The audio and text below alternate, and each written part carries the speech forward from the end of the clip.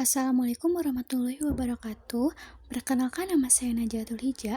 Saya dari kelas A3. Di sini saya akan memaparkan materi tentang perpindahan kalor dan siklus air. Apa itu kalor? Kalor yaitu perpindahan panas atau dikenal juga sebagai perpindahan kalor adalah berpindahnya kalor dari benda dengan suhu tinggi ke benda dengan suhu lebih rendah yang terjadi secara alami. Perpindahan ini mengakibatkan terjadinya percampuran suhu dari kedua benda tersebut. Perpindahan kalor terdiri dari 3 jenis utama, yaitu ada konduksi, konveksi, dan radiasi. Konduksi adalah perpindahan kalor melalui zat padat tanpa perpindahan partikel zat tersebut. Contohnya, panas merambat dari ujung logam yang dipanaskan ke ujung lainnya. Yang kedua ada konveksi. Konveksi adalah perpindahan kalor melalui aliran zat cair atau gas, di mana partikel zat bergerak membawa energi panas. Contoh, air mendidih di panci, di mana panas berpindah dari bawah ke atas melalui aliran air. Yang ketiga ada radiasi. Radiasi adalah perpindahan kalor tanpa memerlukan medium menggunakan gelombang elektromagnetik. Contohnya, panas matahari sampai ke bumi. Nah, ada apa itu siklus air? Siklus air hidrologi atau siklus air adalah siklus air yang tidak berkesudahan dari atmosfer ke bumi dan kembali lagi ke atmosfer. Proses ini berlangsung selamanya. Sirkulasi air terjadi melalui beberapa proses, yaitu evaporasi, kondensasi, presipitasi, infiltrasi, limpasan, dan konsumsi. Nah, mengenal siklus air. Tahapan siklus air. Tahapan siklus air ada evaporasi atau penguapan, proses perubahan air dari bentuk cair menjadi uap air akibat pemanasan oleh matahari. Terjadi di permukaan laut, danau, sungai, dan tanah. Uap air yang naik ke atmosfer menjadi awal dari siklus air. Nah, juga ada kondensasi. Proses pendinginan uap air di atmosfer yang kemudian berubah menjadi tetesan air kecil. Tetesan ini berkumpul membentuk awan. Kondensasi terjadi ketika suhu uap air mencapai titik jenuh atau titik embun. Nah, juga ada presipitasi. Presipitasi adalah proses jatuhnya air dari atmosfer ke permukaan bumi dalam bentuk hujan, salju, es, atau hujan es.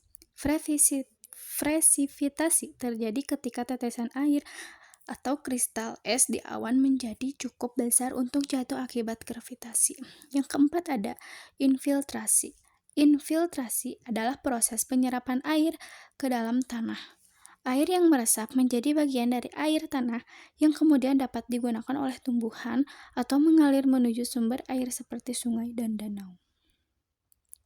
Nah, juga ada limpasan. Limpasan atau runoff. Limpasan adalah proses aliran air di permukaan tanah menuju sungai, danau, atau laut. Terjadi ketika tanah tidak mampu menyerap seluruh air hujan atau presipitasi lainnya. Yang keenam ada konsumsi. Konsumsi yaitu air digunakan oleh makhluk hidup seperti manusia, hewan, dan tumbuhan. Setelah digunakan, air kembali ke siklus melalui proses transpirasi, ekskresi, atau aliran limbah ke sistem perairan. Nah, juga ada hubungan perpindahan kalor dan siklus air. Perpindahan kalor memiliki peran penting dalam menjalankan siklus air karena kalor dari matahari menjadi sumber energi utama yang menggerakkan proses-proses dalam siklus tersebut. Ada juga hubungan keduanya, yaitu ada evaporasi. Evaporasi adalah air dari permukaan laut, danau, sungai, atau tanah yang menyerap energi kalor dari radiasi matahari. Energi ini mengubah air dari bentuk cair menjadi uap air melalui pergerakan air ke atmosfer. Yang kedua ada kondensasi. Kondensasi adalah uap air di atmosfer melepaskan kalor saat mendingin di ketinggian yang lebih rendah suhunya. Proses ini mengubah uap air menjadi tetesan air kecil yang membentuk awan. Ada juga presipitasi. Presipitasi adalah ketika tetesan air di awan menjadi cukup berat. Presipitasi terjadi dalam bentuk hujan salju atau es, dipengaruhi oleh perubahan suhu kalor di atmosfer. Pelepasan dan penyerapan kalor adalah latent heat atau kalor laten. Kalor dilepaskan atau diserap selama perubahan fase air, seperti penguapan menyerap kalor atau kondensasi melepaskan kalor. Hal ini membantu mengatur energi dalam atmosfer, memengaruhi cuaca dan iklim. Nah, juga ada panas bumi dan aliran air. Perpindahan kalor di tanah dan air melalui konduksi atau konveksi, mendukung infiltrasi air ke dalam tanah dan siklus air bawah tanah. Nah, ada juga pentingnya perpindahan kalor dan siklus air. Pentingnya perpindahan kalor ada mengatur suhu bumi, seperti perpindahan kalor, khususnya melalui radiasi matahari, membantu menjaga suhu bumi agar sesuai untuk kehidupan, menggerakkan sistem cuaca dan iklim.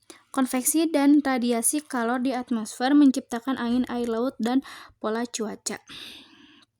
Yang kedua, ada pentingnya siklus air, yaitu ada ketersediaan air tawar. Siklus air memastikan air terus tersedia melalui hujan dan aliran sungai, mendukung ekosistem. Tanaman, hewan, dan manusia bergantung pada air di siklus ini untuk bertahan hidup.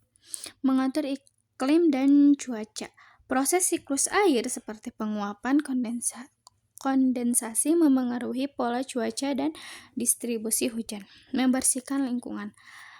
Air yang bergerak melalui siklus membantu mengangkut dan membersihkan polutan di permukaan tanah dan udara. Ada stabilitas energi bumi. Stabilitas energi bumi adalah perubahan fase air, penguapan, kondensasi, membantu menyerap atau melepaskan energi yang memengaruhi suhu atmosfer dan laut.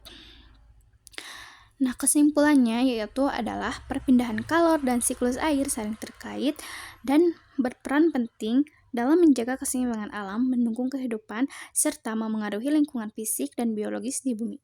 Tanpa keduanya, kehidupan tidak akan berlanjut dengan cara yang kita kenal sekarang.